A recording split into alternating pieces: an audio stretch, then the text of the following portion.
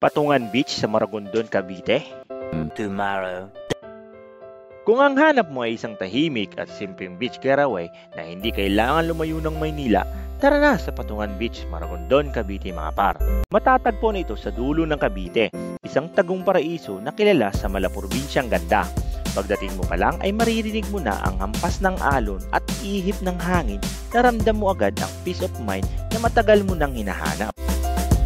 Ang ganda ng tanawin dito, malinis na dagat, buhangin na kulay ginto at mga bangkang nakahanay sa dalampasigan. Perfect ito para sa mga gustong simpleng trip, mag-swimming, mag-camping o mag-island hopping papunta sa Pulong Bato o Lion Island mga par.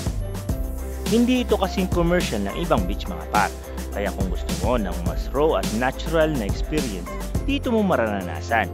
Pwede kang magluto ng sariling pagkain, mag-bonfire sa gabi at mag-stargazing habang nakahiga sa buhanginan. Madaling puntahan ang Patungan Beach mga par. Mula sa Manila, sakay ka lang ng bus o motor papuntang Maragondon tapos may ikling bangka ride papunta sa mismong beach mga par. Sulit ang biyahe lalo na kapag nakita mo na ang tanawin ng bundok at dagat na magkasabay. Parang postcard ang ganda mga par. Kaya kung gusto mo makawala sa ingay ng syudad, magpahinga at maramdaman ulit ang simpleng saya ng buhay, halina at tuklasin ang Patungan Beach. Simple, tahimik at sobrang ganda mga par.